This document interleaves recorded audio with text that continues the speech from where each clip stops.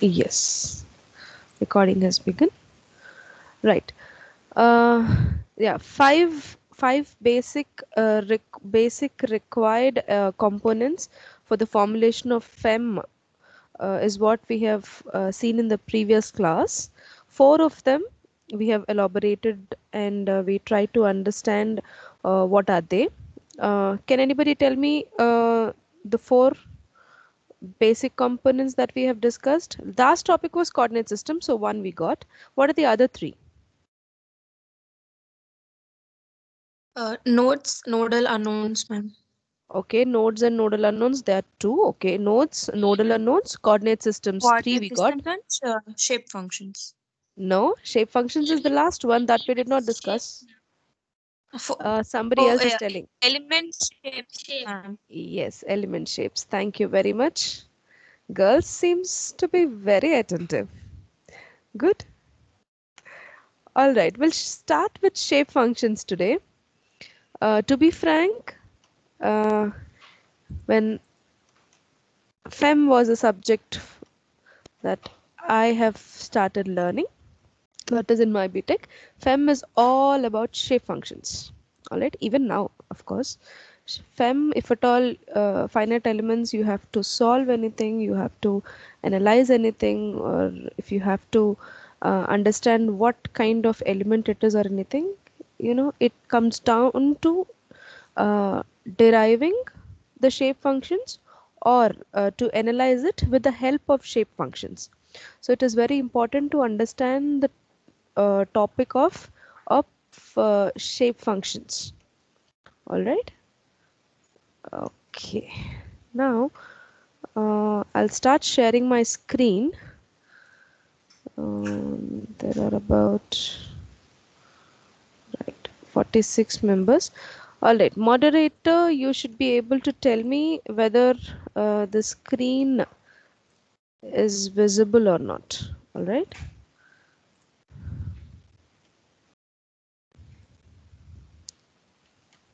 Yes.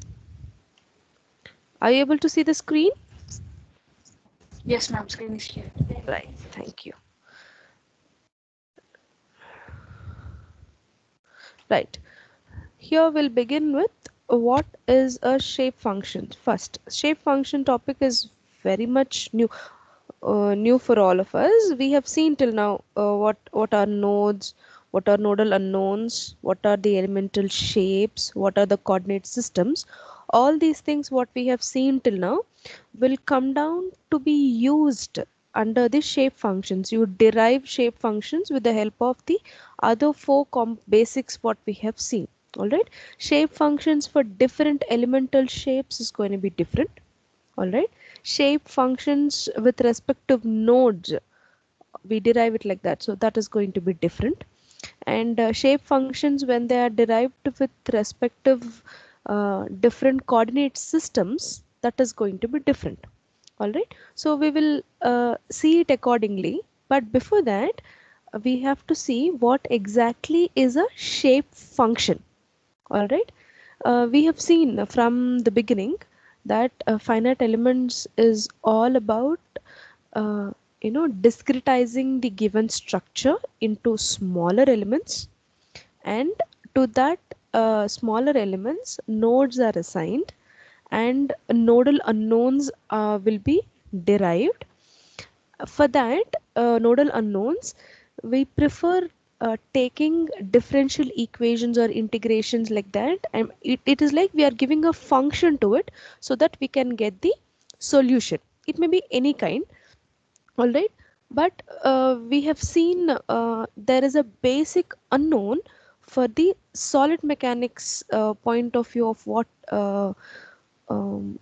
analysis we carry over. That is in the solid mechanics. What is that basic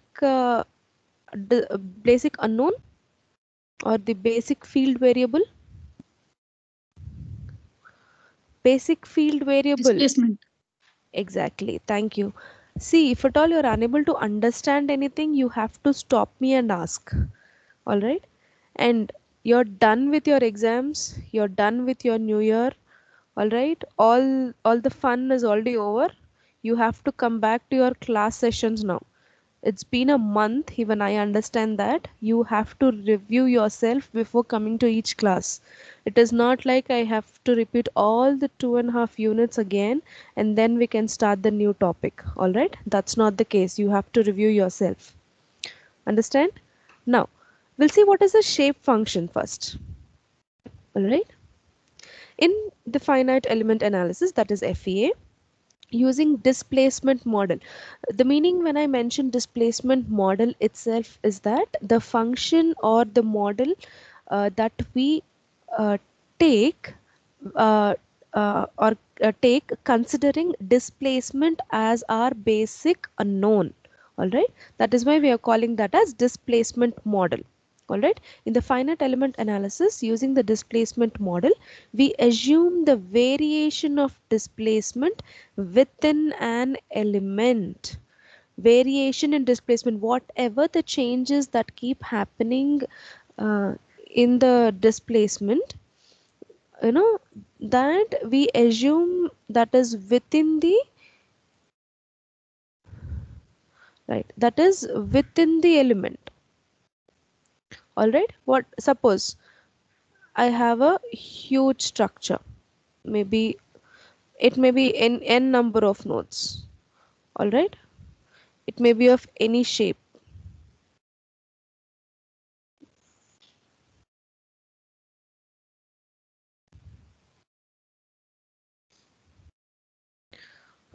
Sorry.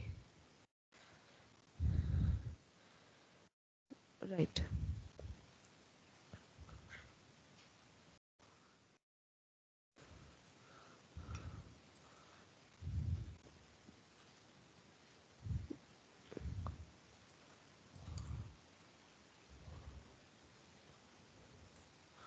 Right. We'll think like this. We have a uneven shape of structure, and then we are discretizing that into various smaller elements. All right, it may be rectangle, it may be triangle, it may be quadrilateral, it may be anything. All right, now within this, if at all we have to consider this element. All right, so when we are we are taking one such element out of the whole structure, and that element I'm taking to be a triangular element with certain nodes that we have considered. All right, now we assume that the variation in the displacement, whatever the displacement model or the function that uh, uh, we are taking into consideration, that variation will be within the element only. All right, since the true variation of displacement is unknown, what is the actual variation we are trying to find out. All right, so the continuity in this the variation of displacement within the element has to be taken into account. Are we clear with this point? Are we clear with this point? You'll be understanding it once we start uh, taking a function into account and try to solve it. All right, I need a yes at least, guys. You people just can't be present in the class and sleep.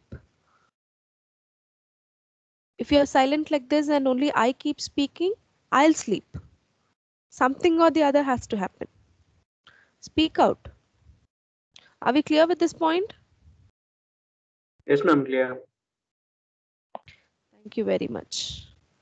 Now, in such a case, it means we are assuming the variation of displacement within the element.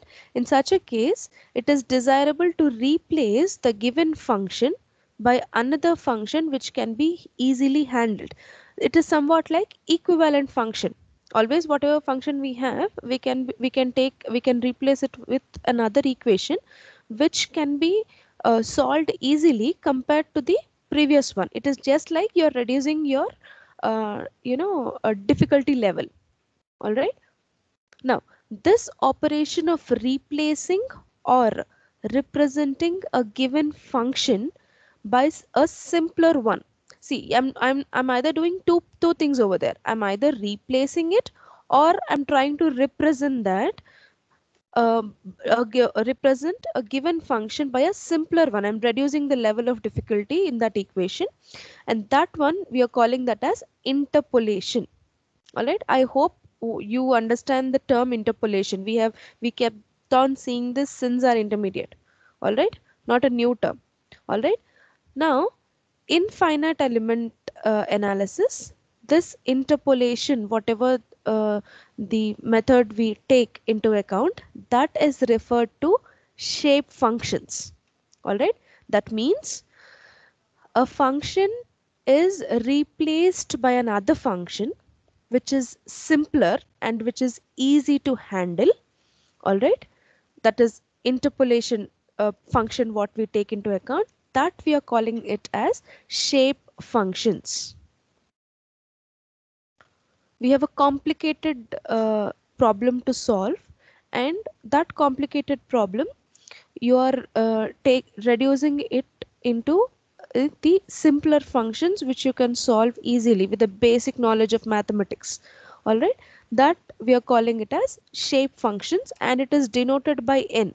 Whenever any matrix or any function, it is shown a capital N when it is about when in the fem.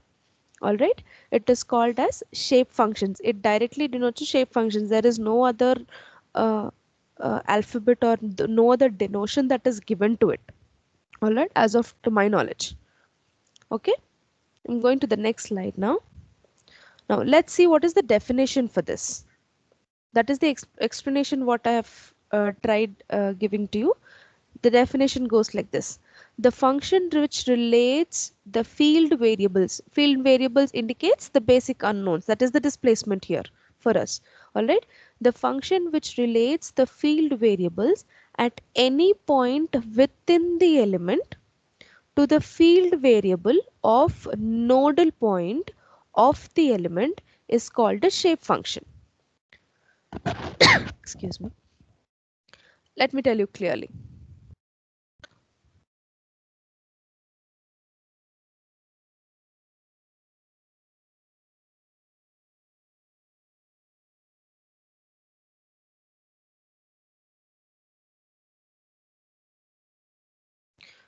Right.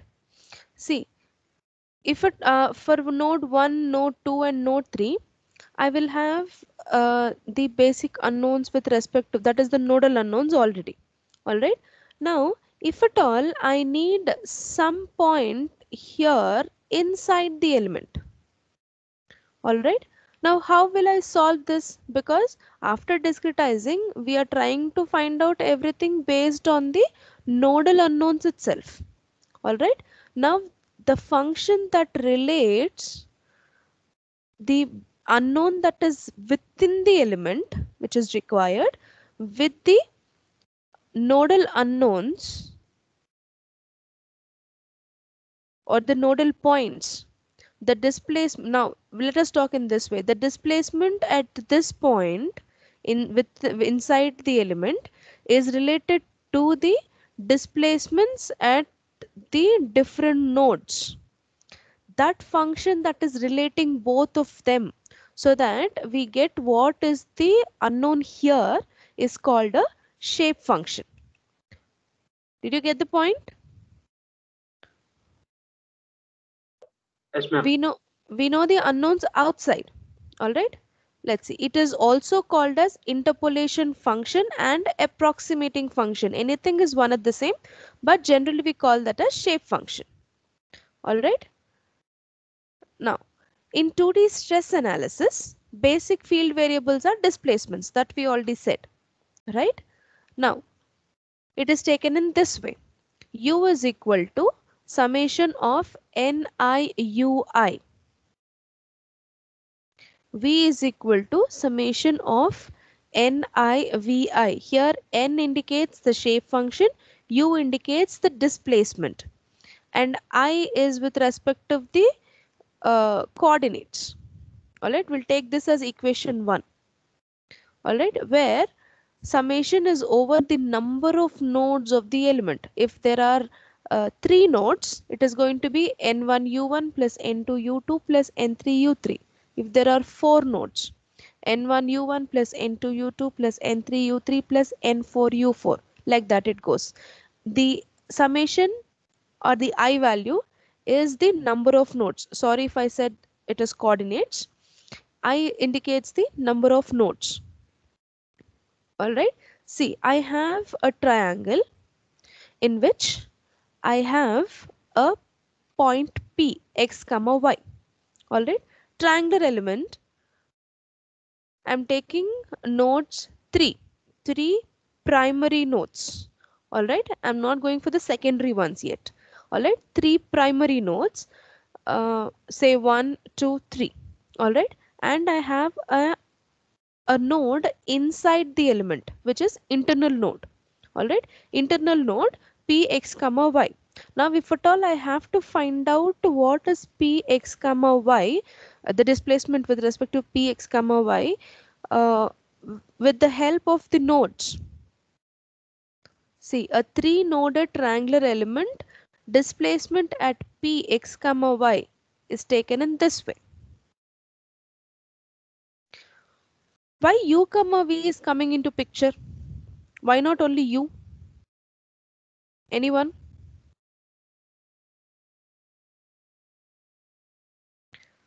Are you people there? Because it is 2D analysis. Yes. Thank you. It is already on the screen. Very good. You have to concentrate on each and everything. What is the type of element that I have taken here for the example? What is the type of element? What is the name of that element? Triangular element. Oh, come on. There is a name for that. Two-dimensional element.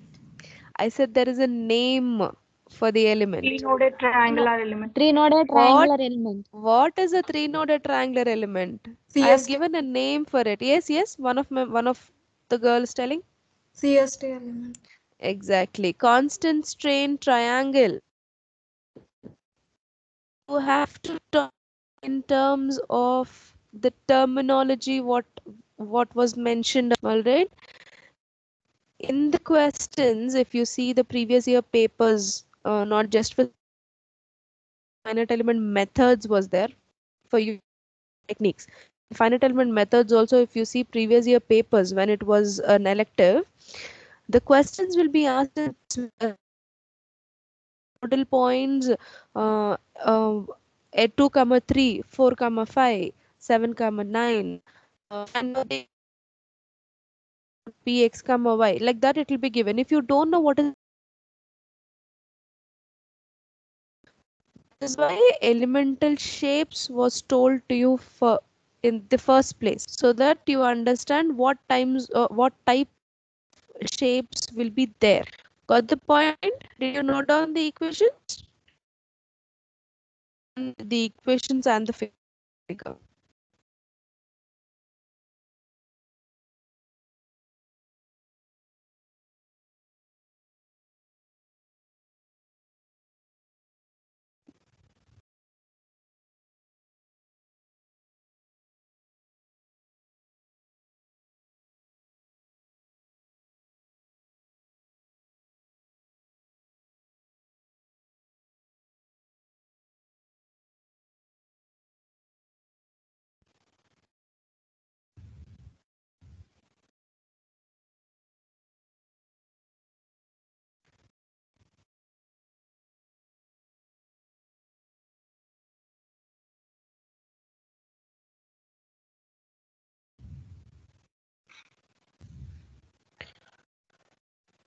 You're taking so long to write down the equation. Yeah, completed, ma'am.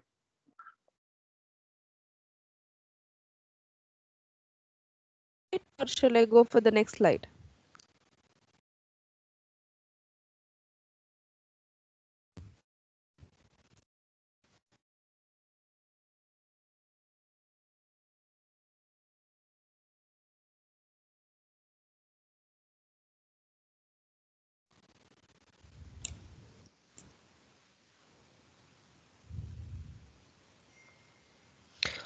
All right, I'm continuing for the next one.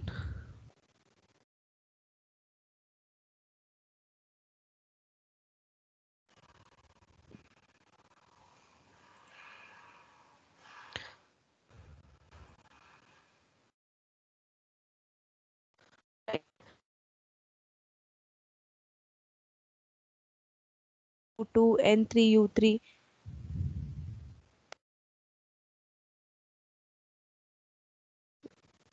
Just a second, I'm getting problem with the internet in the college. 1 minute.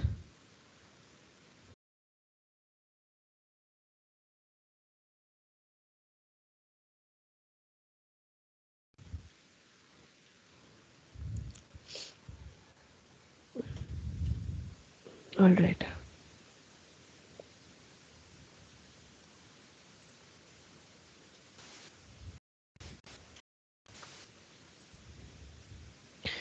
Right.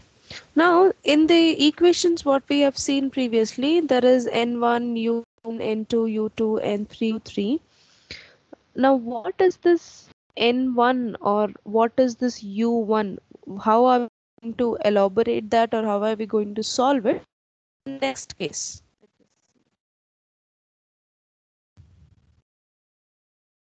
See, the equation here is written in matrix form. It is just that the two we have seen previously, u is equal to n1 u1 plus n2 u2 plus n3 u3, and v is equal to n1 v1 plus n2 v2 plus n3 v3 is rewritten in matrix. All right, this can be written in this way also. Of the cases, either of the three cases what you are seeing here,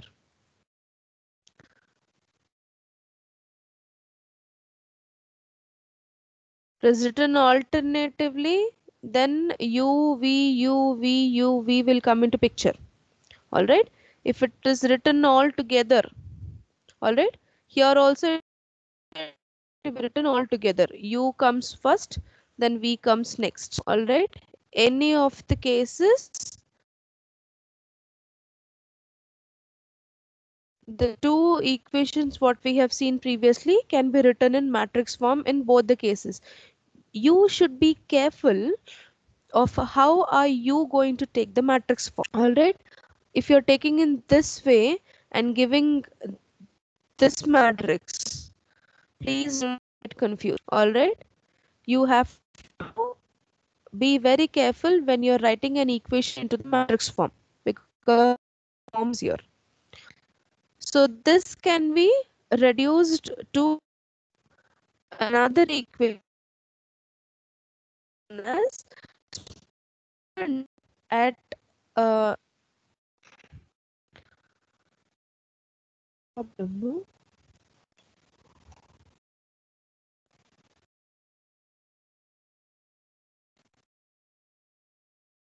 As it's getting disconnected. Hello, ma'am. Hear me? Hello.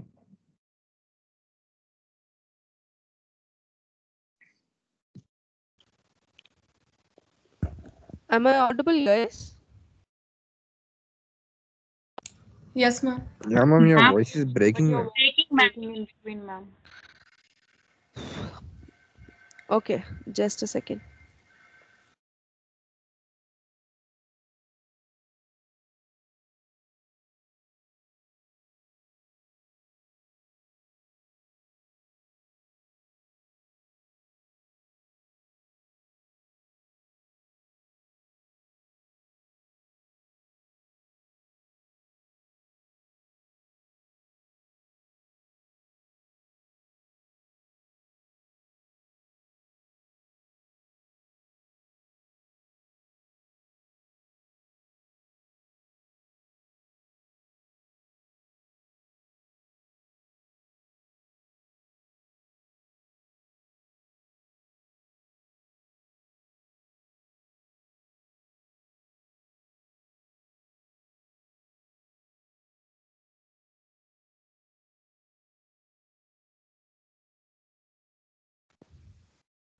Is it clear?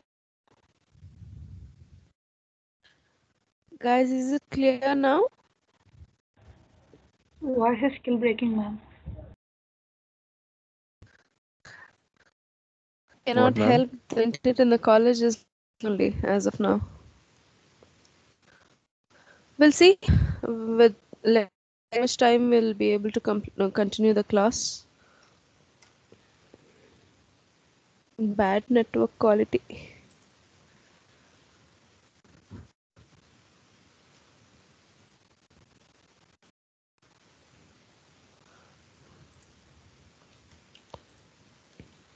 Alright, Tejasvi, are you able to see the screen? Yes, ma'am. Tejasvi? Okay. Is my voice okay? Okay, ma'am.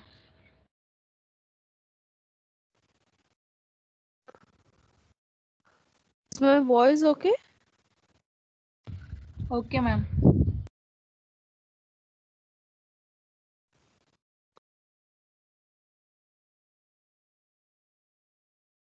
Oh my God.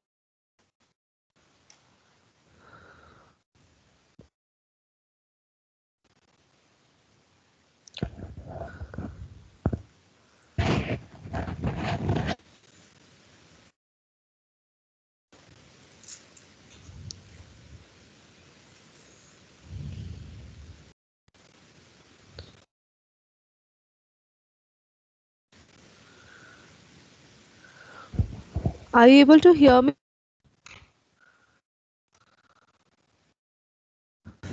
Yes, ma'am, but it's breaking, ma'am. Ma'am, we are able to hear, ma'am, but your voice continuously breaking. Minutes. Your message. We'll wait. Gets any better? Not will decide what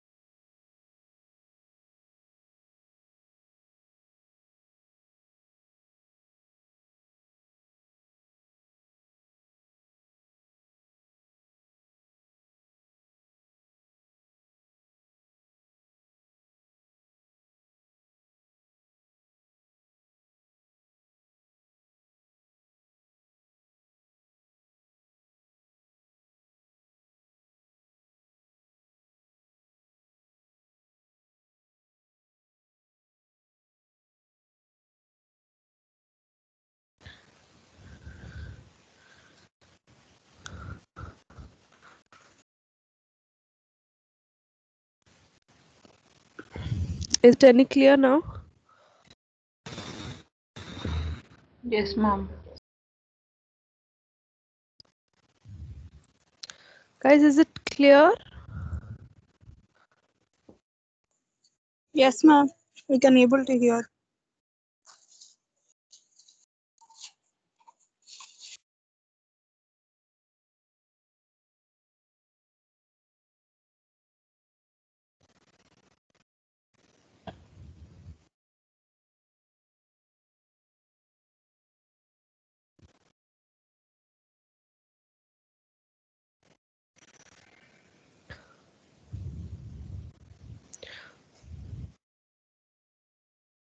Are you able to hear me?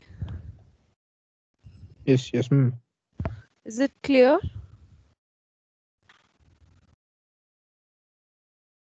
Yes, ma'am. All right, we'll continue with the session. If this continues, we'll have to dismiss the class. I've given a complaint already. Hopefully that has to be rectified. All right. Tejasvi, are you able to see the screen, Tejasvi? Yes, ma'am. Okay, thank you. All right. Right. The equation what we have seen, u is equal to n1 u1 plus n2 u2 plus n3 u3, that can be rewritten in the matrix forms as shown here, and this can be just represented as displacement at any point delta, which is a 2 by 1 matrix, because we are talking it in a form of a 2D stress analysis. So you're going to get a 2 by 1 matrix, which is the displacement at that particular point will be equal to shape function, the matrix shape function matrix, which will be of 2 by 6. Why 2 by 6? We spoke about the CST element. All right, 3 nodes we have. All right, 3 nodes and 2 points at each. That is in a 2D. U1, V1, U2, V2, U3, V3. So n matrix of 2 by 6 order, and the elemental displacement matrix, that is the displacement at the nodes. All right, which is 6 by 1 matrix. All right, let us take this one as equation number 2. All right, give me a yes if you have written it. We'll go for the next slide. Yes, ma'am. Okay, I got one yes. Any more you want me to wait, or shall we continue? Continue, ma'am. Yeah, thank you.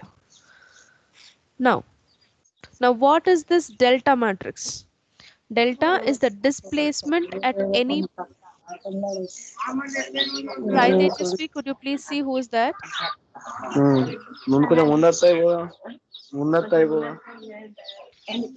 Guys, you have to keep yourself muted. Did you understand that?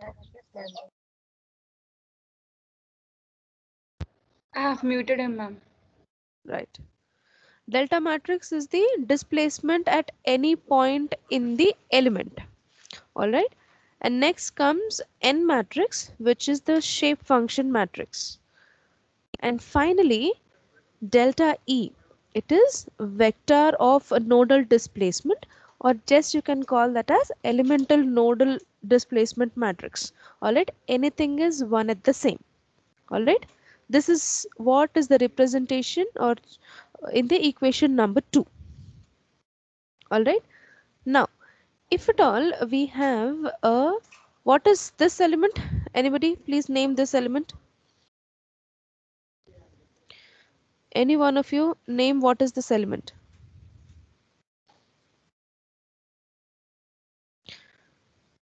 Are you people there in the class? Linear strain triangle, ma'am. Right, thank you. That is 6 noded triangular element. All right, which is linear strain triangle, or what is the other name for that in terms of displacement? Quadratic displacement triangle. Yes. Now for the 6 noded triangular element, this is the equation that we are going to get. Some point, look here. It is okay, sir, but not completely. It is going bad network quality, it is shown.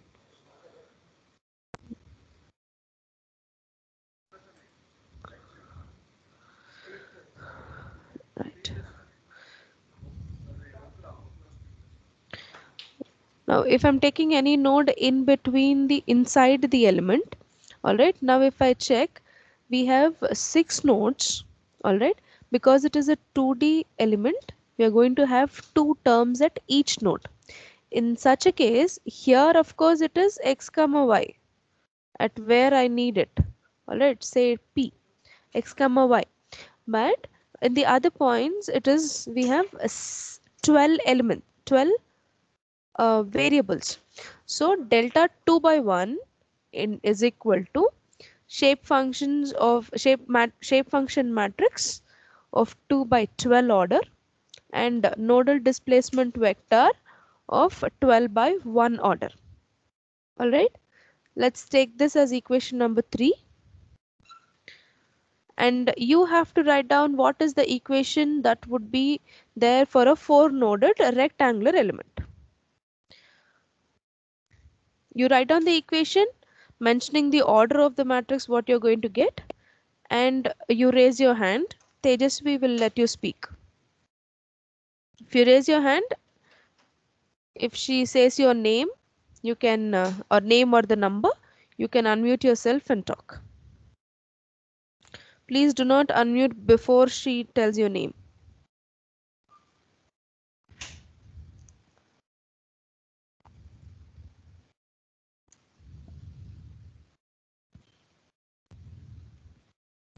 None of you?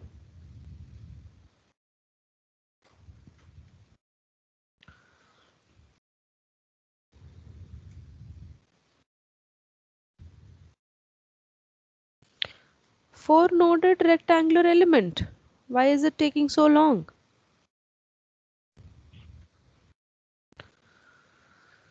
Raise your hand.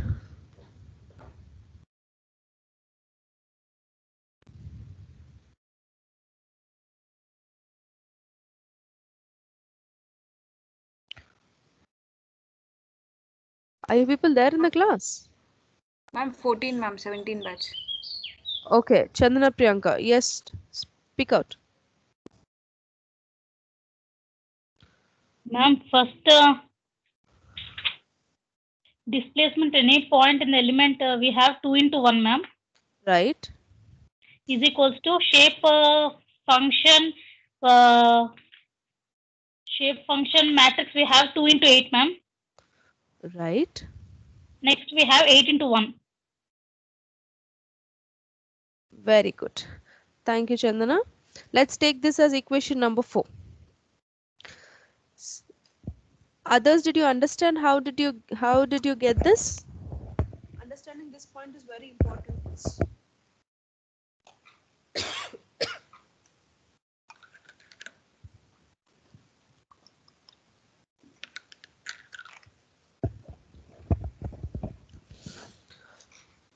Because whichever element will be given to you, you have to understand what is the order of matrix of shape functions you're going to get, what is the order of nodal displacement matrix you're going to get. You have to understand it clearly. All right. Now, we have seen what is the shape function, what is the definition, how are the terms, are how is the matrix formed. Now, how are we going to derive, or how are we going to solve, or how are we going to give functions, take functions to it, that we will see. All right. The next topic what we have here is polynomial shape functions. Please note down. Polynomials are commonly used as shape functions. This is because solving polynomials is comparatively easy. All right, that is what we have seen previously. What is interpolation? Whatever function you have, you're reducing it into more simpler form to solve it. All right. What is the simpler form we have here would be a polynomial function. If we take a polynomial function for the nodal unknowns to find out what is the unknown within the element will become easy. All right. There are two reasons to use them. First one, they are easily handled mathematically, that is in differentiation or in integration we can easily solve polynomials. All right. The second one is using polynomials any function can be approximated reasonably well. If the function is highly non-linear, we may have to approximate with higher order polynomial. See, how much ever may be the difficulty level, we can always reach to an approximation easily when it comes down to a polynomial function. Just the cases, if at all it is it will be in a higher order, but it is not like you cannot solve it. Please note down these 2 points.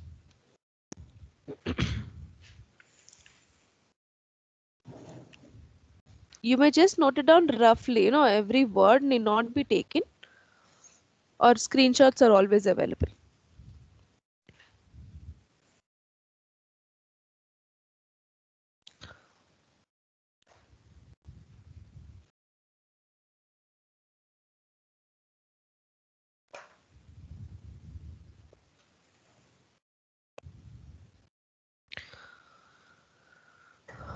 Shall I go to the next slide?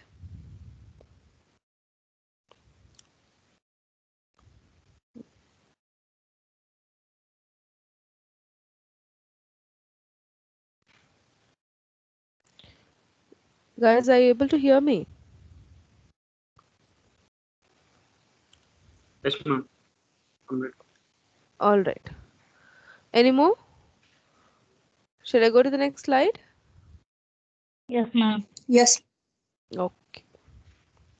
See, if at all I have a constant function, in that case also it is easy. If at all I have a linear function, how would I take a polynomial function? That is also easy. If at all the order is increasing, still in a quadratic condition also I have approximations of the polynomial functions. All right. If at all it is a constant function, I'm going to have a constant value. Linear, I'm going to have an x term, and with 1 plus x or 1 plus y, like that. All right, that is, I'm going to have a constant term plus a linear term.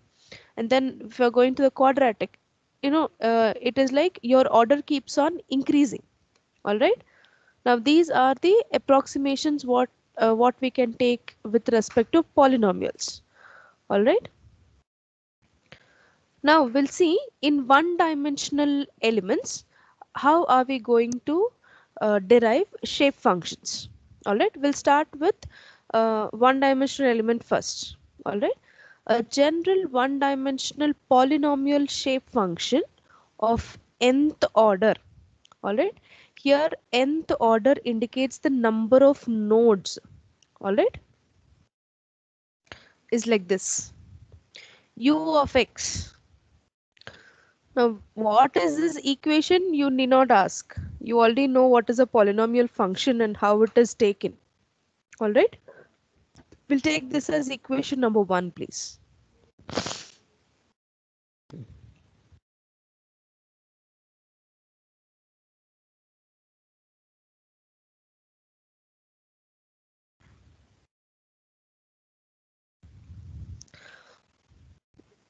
Give me at least one yes once the equation is done.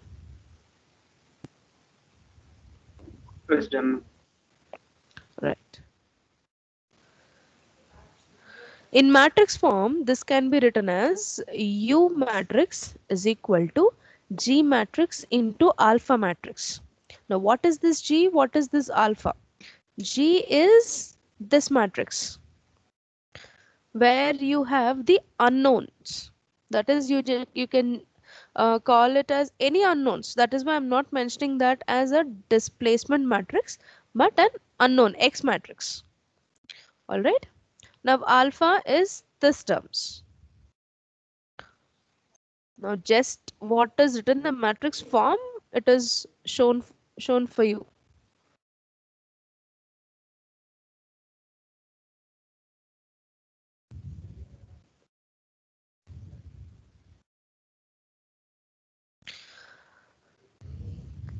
So in a one-dimensional nth order complete polynomial, there are n plus 1 terms. If it is nth order, how many terms are we going to get? We are going to get n plus 1 terms. That is, we have the constant term also, right? And then we are going to have terms until n plus 1 to the x to the power n. We have n plus 1. All right. Shall I continue?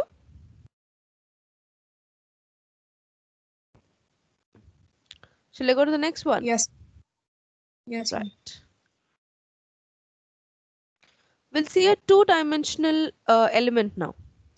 A general form of two-dimensional polynomial model is given by, now it is two-dimensional. Now this is the way it is written. We are going to have x terms also. We are going to have y terms also. All right. So linear x terms, linear y terms, square x terms in a square form, y terms second order. That is, order keeps on increasing depending upon the n. All right. Now, do we have only x u term? No, we have v term also. All right. Now that v term does not start with a term that are already there in the u term. It is going to continue from this term. See here we have ended with m last term. All right. Now the v terms are going to be m plus 1. It is going to continue from m. All right. Order of the unknown is same. All right.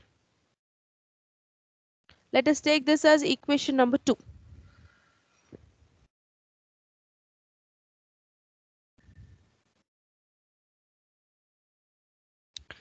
Please write down the equations clearly. If not, when we are solving the problem, where is the x term, where is the xy term, where is the y term, you know, there are chances of getting confused.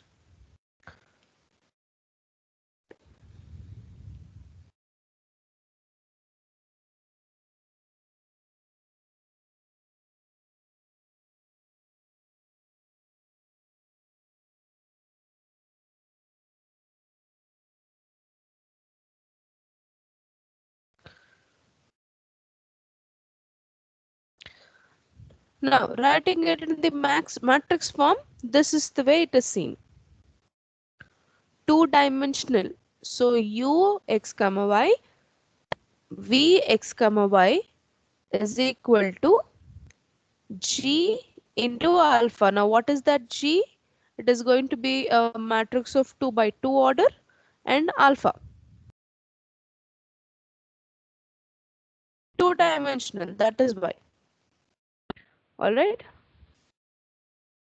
Now, these are the G matrix terms and these are alpha matrix term.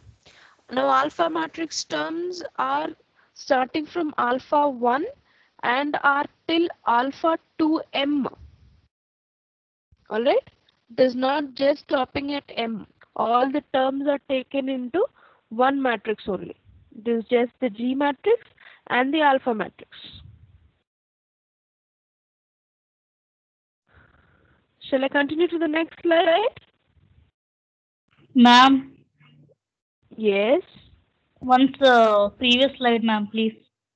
Because it's One going breaking, dimensional or ma'am. two dimensional? Two-dimensional, ma'am. What is breaking? Yeah, Yeah, screen, I'm on that slide only. Screen is not seen to you? now I am able to Chandana, see. Okay. This internet is giving us much trouble today. Okay, ma'am. Thank you. Okay. Any other people who want me to wait, or shall I continue?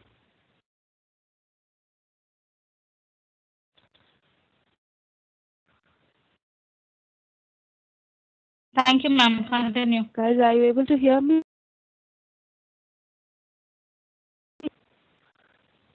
I'm unable to hear you guys. Yes, ma'am, you are audible. Continue. Oh, okay, thank you. All right. Here in this matrix, equation number 3. Do we have equation number 3? No, equation number 2. Right. In this, it is to be noted that for a 2D problem, total number of terms m in a complete nth degree polynomial is like this. Now, what is we saw? It is m value until u in the u equation, and when it comes to v, it is going to become m plus 1, m plus 2, m plus 3 until 2m. Now, what is that m in the complete equation is m is taken in this form.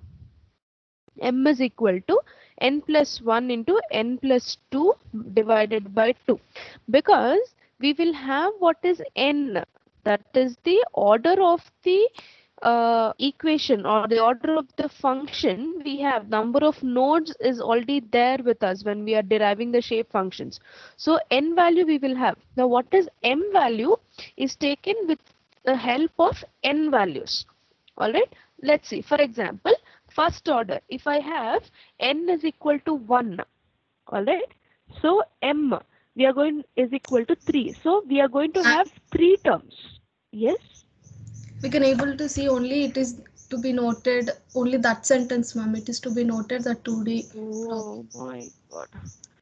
Okay, Ma'am, I'll I'm seeing reshare one that. blank, ma'am. What you're able to see? Blank, ma'am. ఏం లేదు ఇక్కడ. Bank. Okay,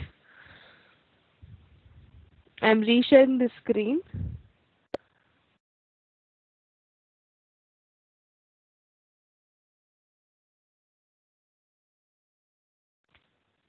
Now,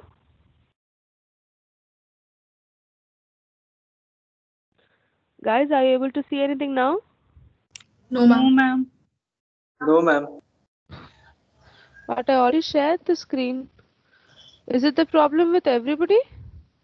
Ma'am, now it's Or visible. any- Now we can see, ma'am. Now?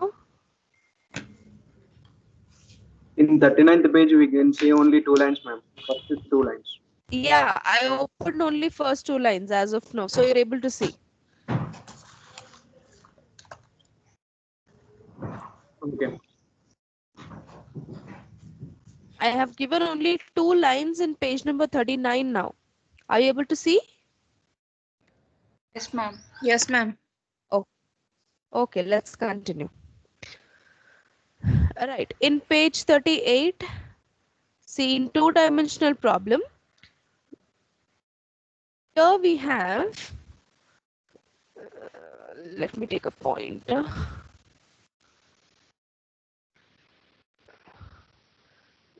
See, we have m term, right?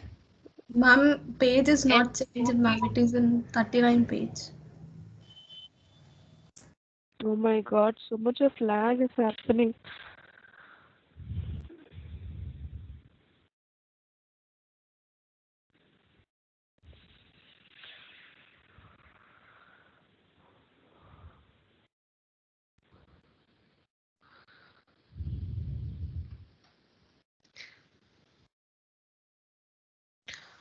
All right, let me do one thing.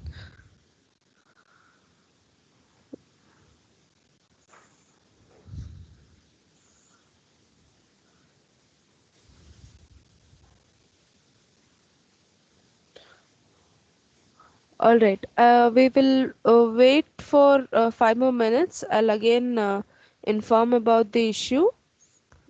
Are you able to hear me at least? Yes, ma'am. Yes. Yes, ma'am. Yes, ma'am. Okay. You're able to hear me, but the screen isn't visible. Is that so? Yes, ma'am. My voice is Voice also is also breaking, disturbing, ma'am. or is it clear? In between, ma'am. Okay, it's 10:38 now. We'll wait until 10:45. I'll see if the problem is going to repeat. If not, we'll end the session at 10:45. All right, please be in the class. I'll check with the internet and then I'll take the attendance.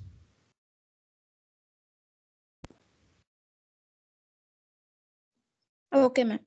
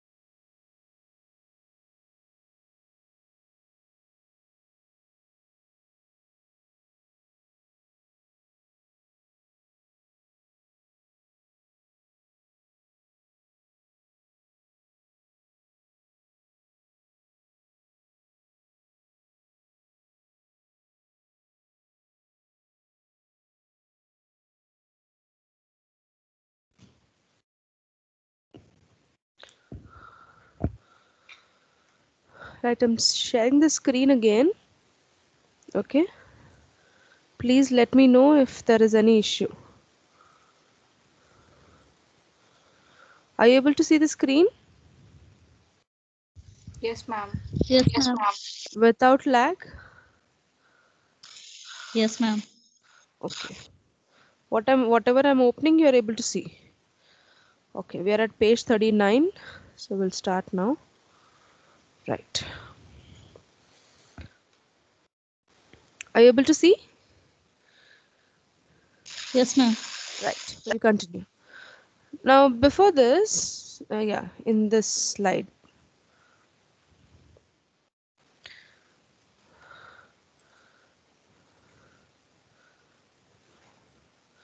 Now, here we have M term in the U and then when it comes to v, it is continuing with m plus 1, m plus 2 up till 2m terms, right? Now we just know that there is an order n. Now what is this m?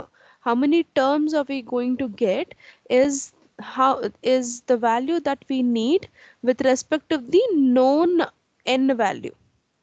All right, how many terms?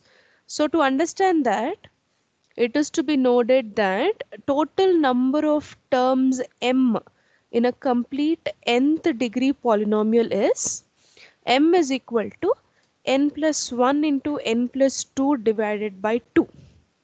So this is the formula. How many terms, m terms, how many terms we are going to have depends upon the order of the polynomial. That is the degree of the polynomial, or simply the number of nodes. All right. For example, first order, all right, which is n is equal to 1. All right, not number of nodes, sorry. First order, here we are talking about the polynomial function. So we are talking in terms of the degree. All right. So n is equal to 1. The total number of terms what we are going to have is 3, which means alpha 1 plus alpha 2x plus alpha 3y. Here it is two-dimensional element with first order, that is n is equal to 1. It is going to have 3 terms, 1 constant term and 2 linear terms. Second order is 6. So now you write down what is the equation for that.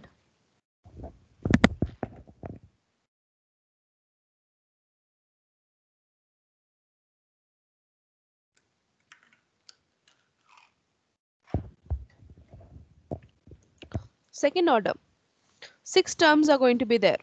Now you write down what are the terms. You have equation number 2 already. From that you have to write down the 6 terms.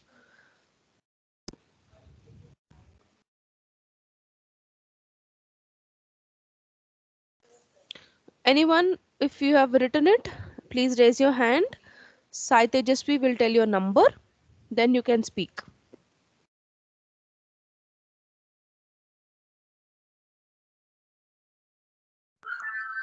Alpha 1. Who is this, Ma'am, please? Number? Shravan- Yes, Shravanti. Shravanti. Please speak. You should raise your hand, then Tejasvi would tell your number, I said. Alright, continue. Alpha 1 plus alpha 2x plus alpha 3y plus alpha 4x square plus alpha 5xy plus alpha 6y square.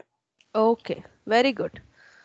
So this is how your equation is going to be depending upon the order of the polynomial function. Alright, thank you very much. You understood that. Where if you have noted down the equation, I'm going for the next slide now. Now,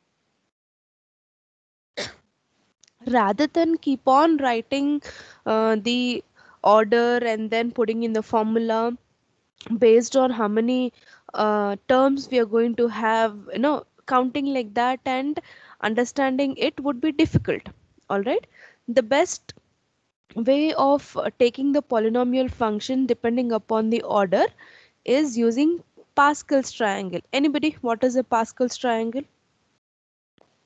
You remember or you don't remember, at least tell a yes or a no, because this is not from BTech, this is from your intermediate.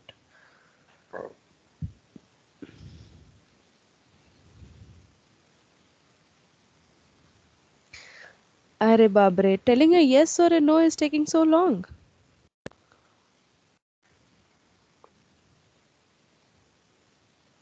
Are we still there in the class, guys?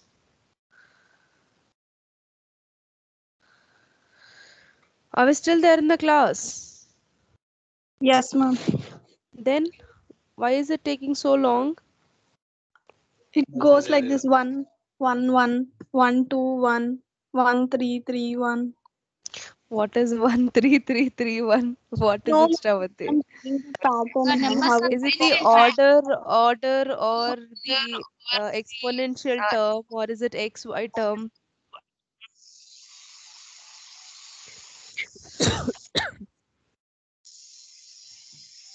Yes. This is how it is taken. Is it what you're talking about? Yes, ma'am. Thank you. You may please note down this picture is going to be very helpful for us. See, to the extreme right, I have also given what kind of elements, what is the equation we would get.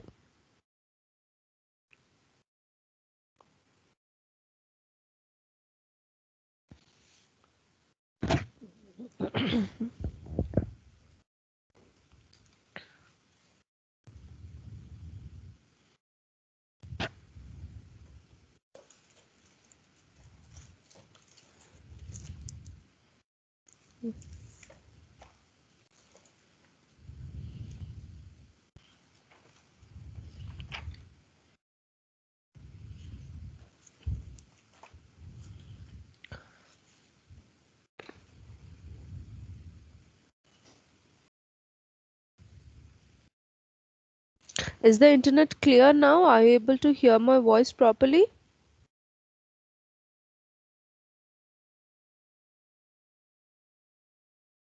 Guys? Yes, ma'am. Yes, ma'am. It's clear. Okay. Then we'll continue the class then. There's no point of dismissing if it is clear.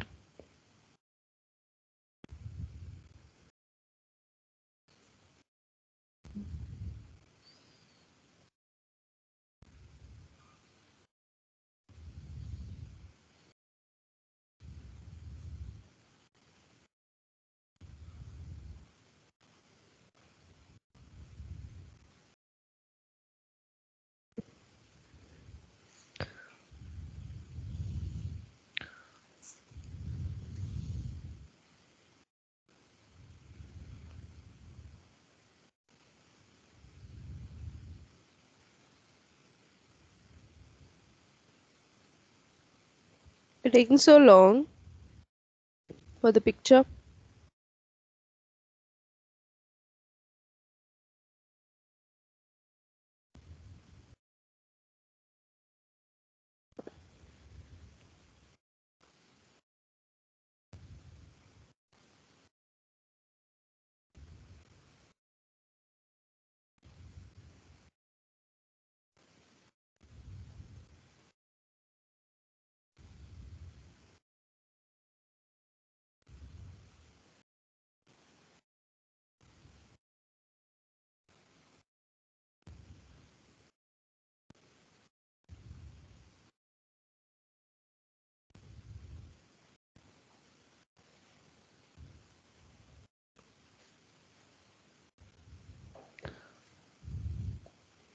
Are you done with the figure?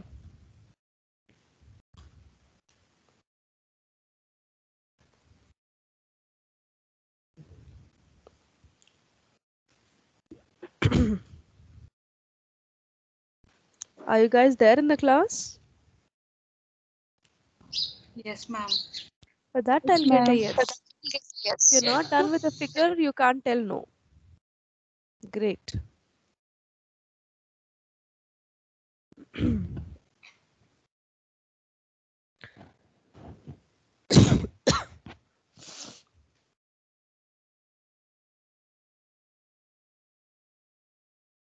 Yeah, completed, ma'am. Thank you. We'll go for the next topic now. This is how shape functions solving that into polynomial shape functions is taken into account. Once we start deriving what is the shape function for individual elements, say suppose CST element or a rectangular element according to our syllabus, you'll understand what are these polynomial, what is the figures what you have taken, what are the equations what you have written till now, what is the importance of that, you'll understand. All right, before starting to derive shape functions, we have two more topics to look into, that is the convergence criteria and the compatibility requirements. All right, this is very important to derive the shape functions or to the formulation in FEM. All right, we'll see. Now, first one what we have here is convergence criteria. Anybody, can you tell me what is convergence? A simple meaning. You don't have to go for All a complete definition. Yes. all lines come to a point. Um, little more specific.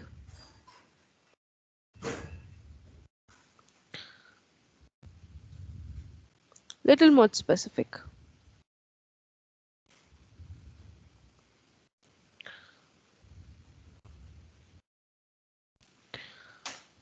It is just like come together. Is it like come together? Are they are going to go Be together point. parallel like what?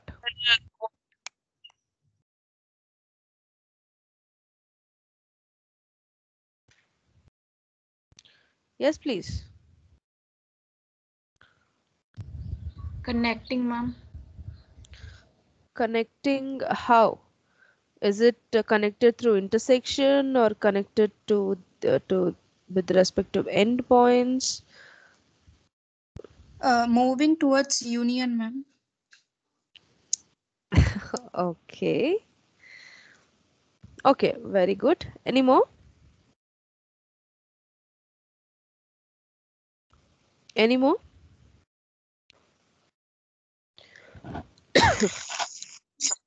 Ma'am, in physics we studied about rays, ma'am. What happens? What happened to the race? All the rays will come and connect to a point. That is what I'm trying to ask.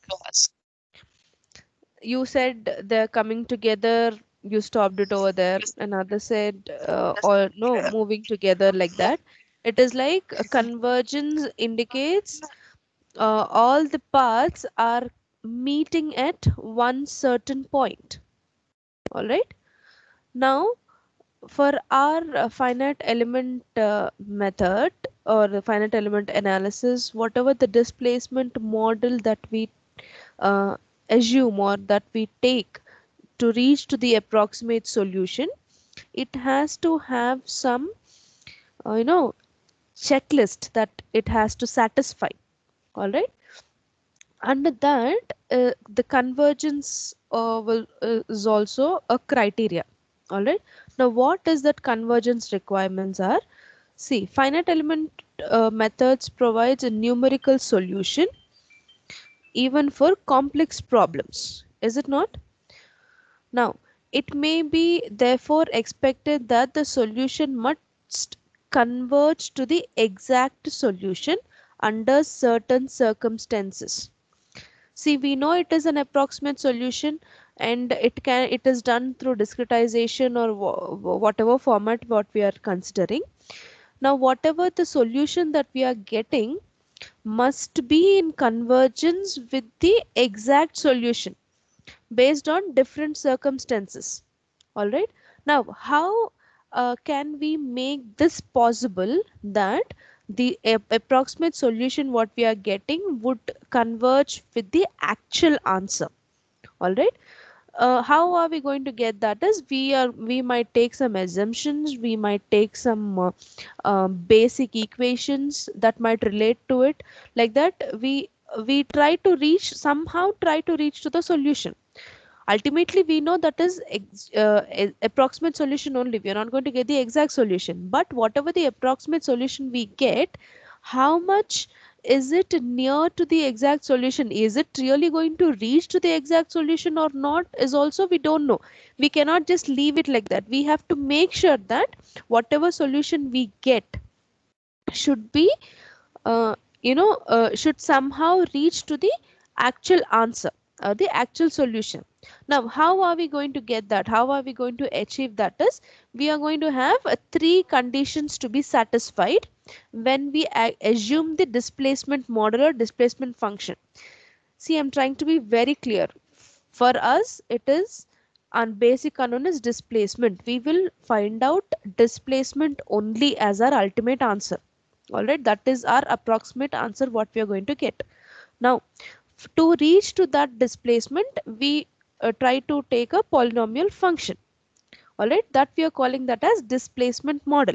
Now, on what basis do we create this displacement model will help our approximate answer to converge with the actual answer. All right. Now, there are three conditions through which we can consider that our assumed displacement model will help us to reach to the exact solution. All right. First condition, the displacement function must be continuous within the element. I hope you understand the term continuous. I need not elaborate it. All right. The displacement function must be continuous within the element.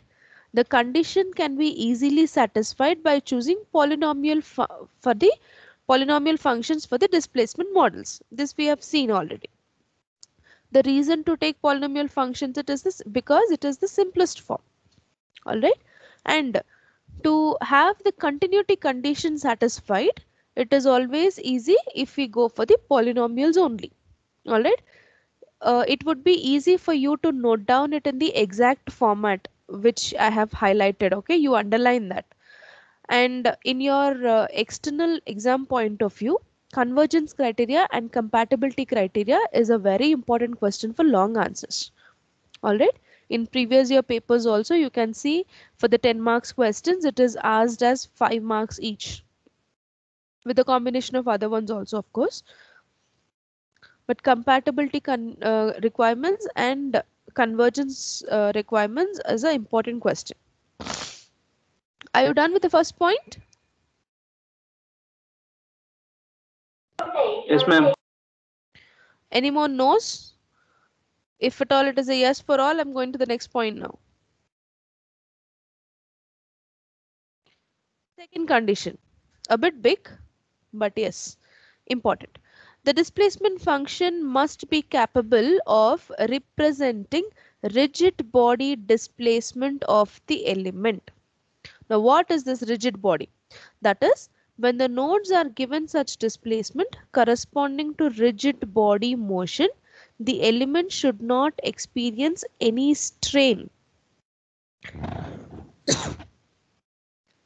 and hence leads to zero nodal forces.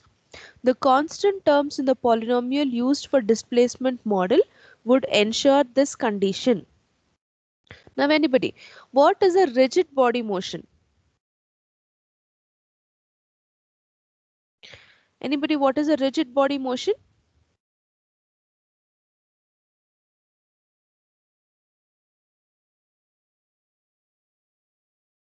What is a rigid body at least?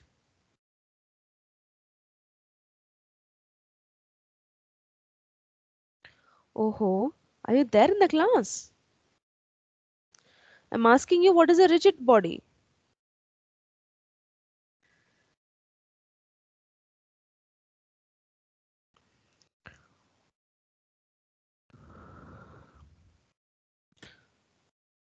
Students, I'll give you time to write, but please answer what I'm asking you. What is a rigid body?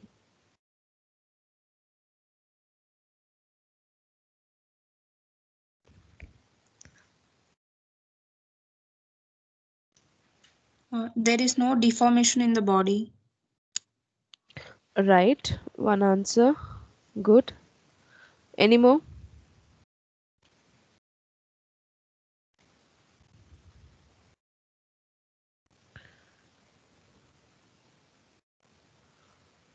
With definite shape, the the body is with definite shape that does not change.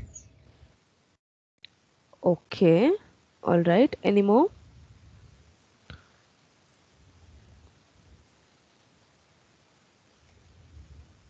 Any more?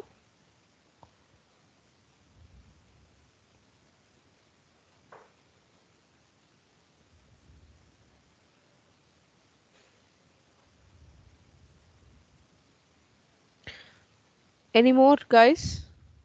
Any more answers?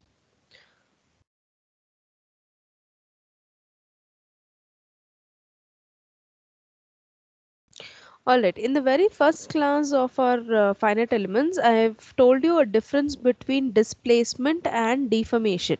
Can anybody tell me what is that?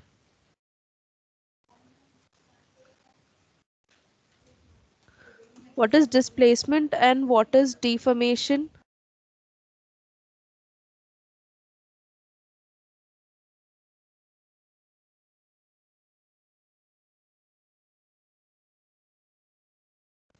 In the very first class, I've told you what is displacement and what is deformation. Anybody? Or at least by the terms, at least you can tell me what is what is displacement and what is deformation. Self-explanatory words they are. Displacement is a particle changes its place, ma'am. Okay, position, right? And And what is coming to deformation? deformation means it changes its shape, its structure, or anything. Very good. Now, when I'm talking about rigid body motion, here I'm telling that in this nodes are given such displacements corresponding to rigid body motion. The element should not experience any strain. Now, what is strain? Change in shape by original shape. Strain means. So, is it talking about displacement or is it talking about deformation? Deformation. Exactly, it is talking about deformation. So, when we are taking a displacement model, when we are assuming a function, a displacement function, we have to make sure that we we have terms that will satisfy the condition of rigid body motion, which means when there is no deformation in the element, for that also we need to have terms that would represent that. All right, there is no such rule that always there has to be a deformation happening in the element. All right, there are conditions that displacements happen without deformation. All right, it is not like from one point to the other the rigid body, it moves from one point to the other, the displacement happen, but because it is a rigid body, the deformation will not happen. All right, that is zero strain, there is no change in the shape happening to it. All right, so when you take a displacement model in the whole of the structure, we are dividing the whole structure into many elements. All right, some element may undergo deformation and some elements may not go on deformation. So the equation what you take which represent the whole structure, so some element might take the deformation which might have strain and some may not have. So whatever the equation you take, all right, it has to be in such a way that it would satisfy both the condition, the strain condition also, the zero strain condition also. Got my point? Did you understand what I meant?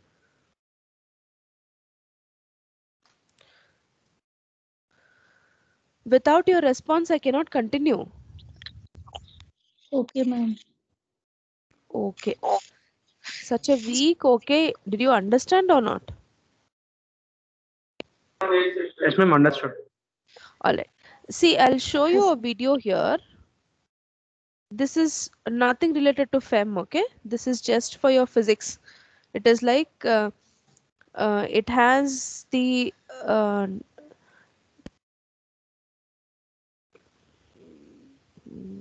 just a second. It will show you how the rigid body would react. Alright?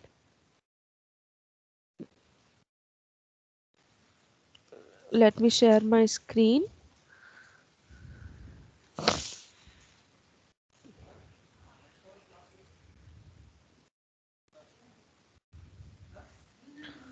Now, are you able to see the screen?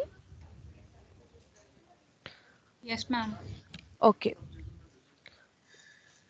See, what are the different types of motions that a rigid body can possess? The video is about that, okay? Types of motion possessed by a rigid body. A rigid body possesses different types of motion. For example, translational motion, rotational motion, combination of translational and rotational motion. Translational motion. The motion of the block sliding down an inclined plane is translational motion. All the particles of the body move together. That is, they have the same velocity at any instant of time. Rotational motion. If we fix the rigid body, shown in the above figure, along a straight line, then the body will undergo rotational motion. The examples of rotational motion are motion of a ceiling fan, a potter's wheel, a merry-go-round, etc. In rotation of a rigid body about a fixed axis, every particle of the body moves in a circle. All right. Now, did you understand what is the rigid body motion here? The displacement is happening, but the deformation, you will not see any deformation happening in the member. All right. So the point here, yes, Chandana? Nothing, ma'am, nothing. Okay. The point here for you to understand is the displacement would happen, but if the deformation is not happening, what is the point of taking, I mean, what are the terms that would satisfy in the taken displacement model is important. All right. Now that will be the criteria 2. I mean the rule 2. All right. I'm sharing the screen here. This is your second point. All right. See,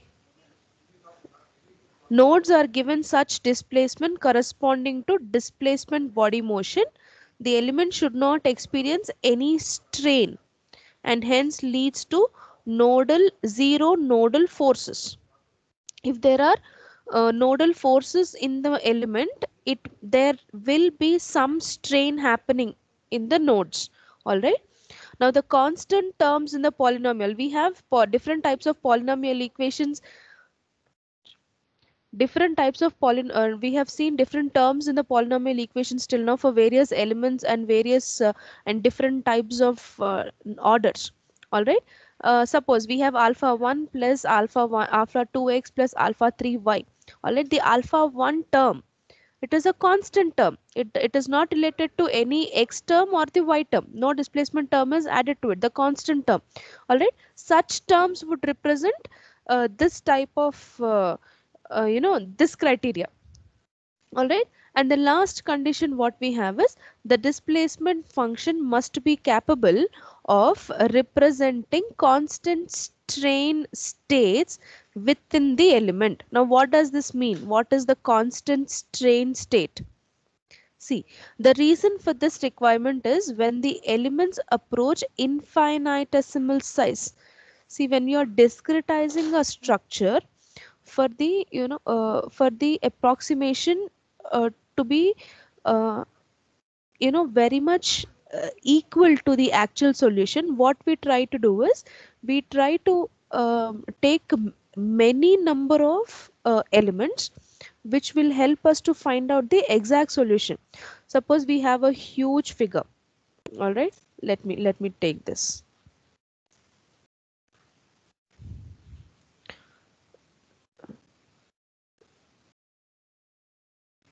I have a huge structure like this with me. Now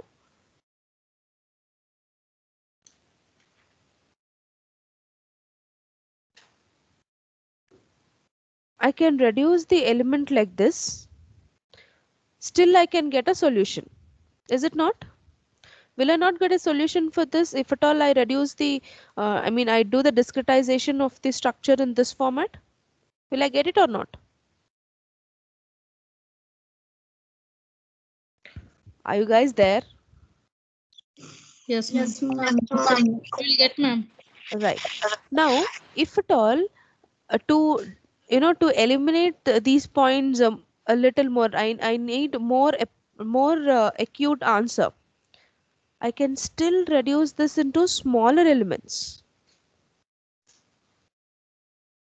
Look.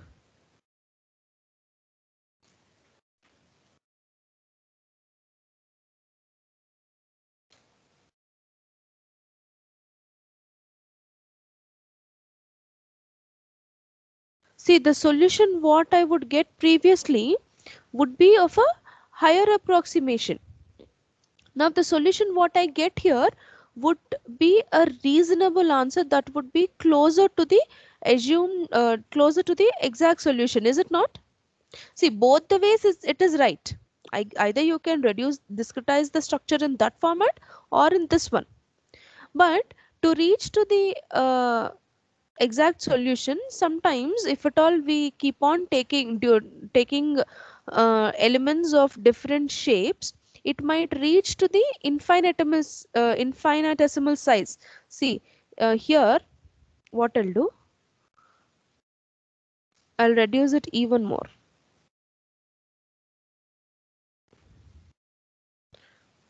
Look, in one term only, I'm reducing that into a smaller triangles.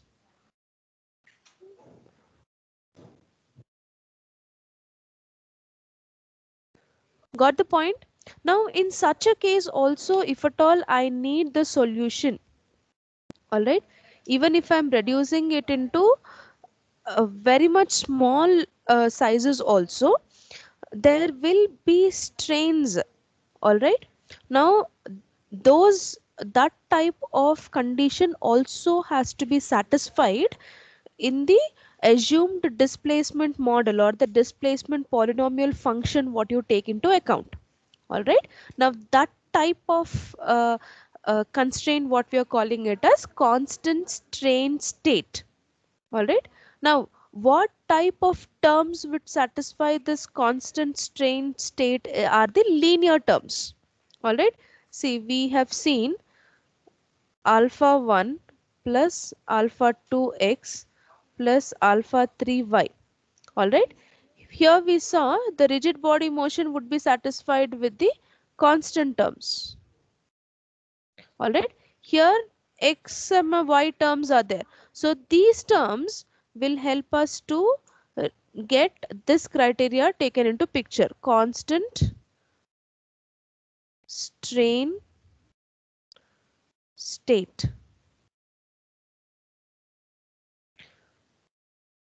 All right, it is like when you take the displacement model, these three criteria will help us to reach to the help our approximate answer to converge with the exact answer.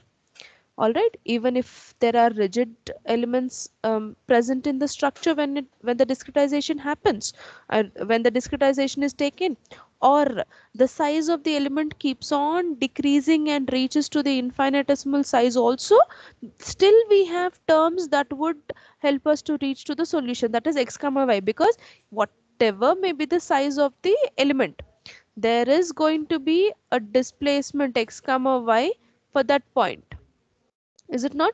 I'm talking it in terms of a 2D element. All right, now this x comma y terms, when they are there in your displacement model, that will help us to reach the solution more easily.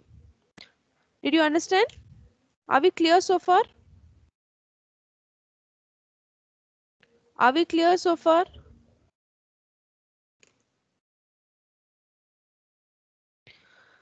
I need your answer. Please at least tell me a yes or a no so that I can understand. Yes, ma'am. Anyone who didn't understand what is this?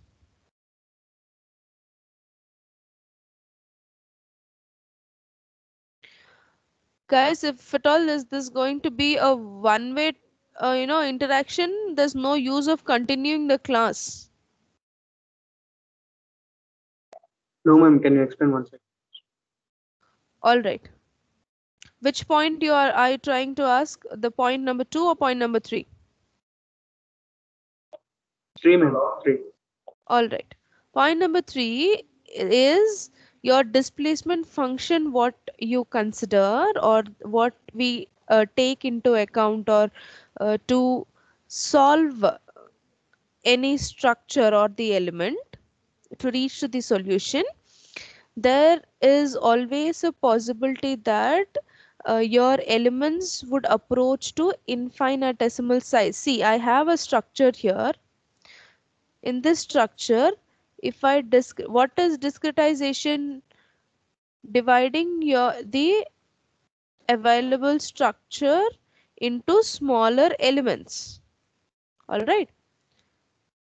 See, if I divide my structure into this format also, I can reach to the solution. All right. But what solution I get for this available structure may not, would be a little bit, it might need to be approximated more. In such a case, what I can do, I can reduce the size of the element and make it more finite.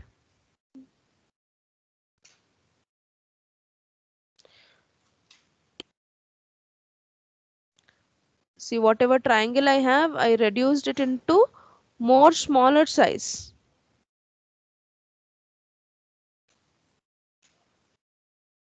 Through this, what I'm doing, I'm trying to reach to the more exact solution by leaving less spaces. It is as simple as that. Reducing the size of the element, you're just trying to make your approximated answer more exact. Getting the answer for the bigger ones also will give you the approximate solution. Now the solution what you get here for this discretization will be more closer to your exact solution than to the one what we had previously.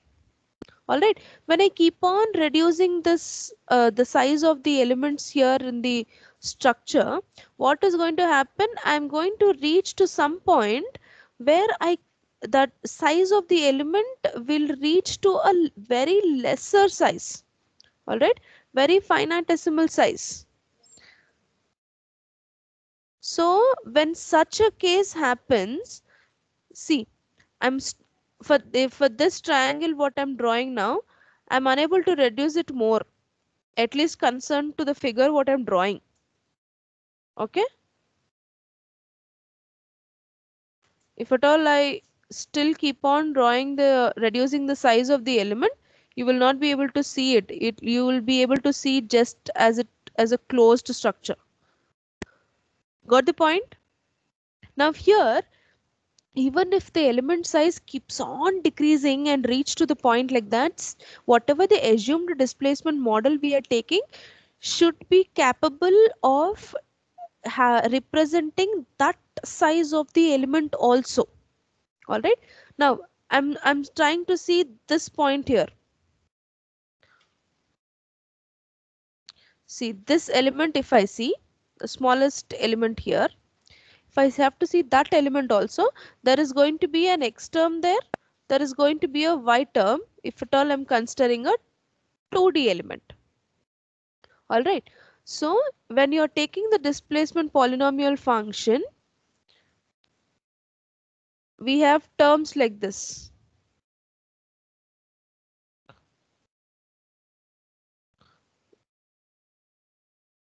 Alpha 3y plus alpha 4x square plus alpha 5xy plus alpha 6y square and so on.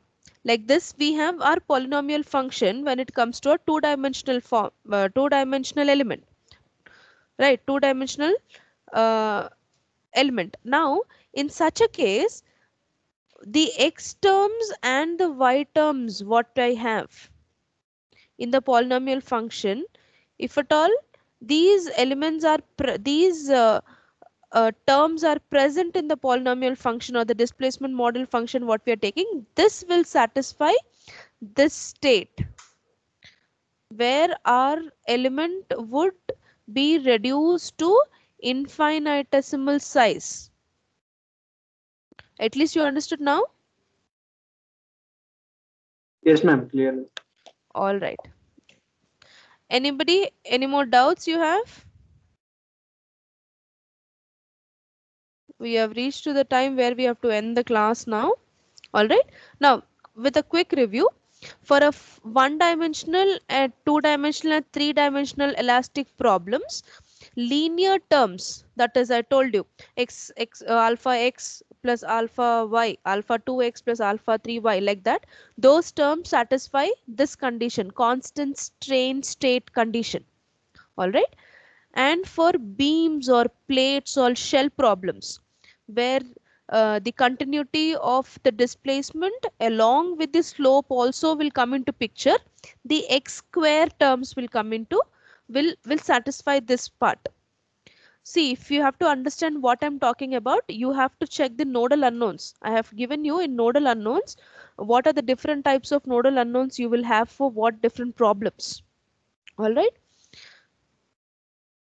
Please note down this. We will end our session here. Convergence criteria and compatibility criteria are very, very important for your external exam point of view. Do not forget that.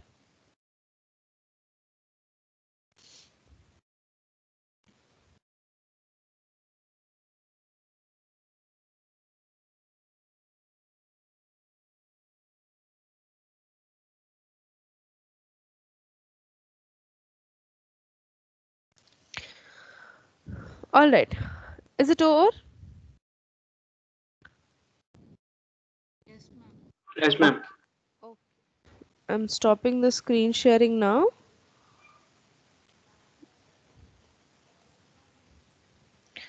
Okay. I'll take the attendance. Did you get your new timetable?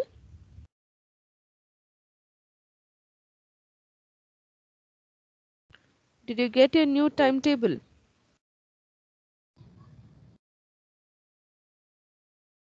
Till 4:15 one, ma'am. Sorry? One which is scheduled till 4:15. That one, ma'am. Yes. We got, ma'am. Yeah. So based on that, you have FET class on Tuesdays, 9:30 to 11:30. I'll better stop the recording first.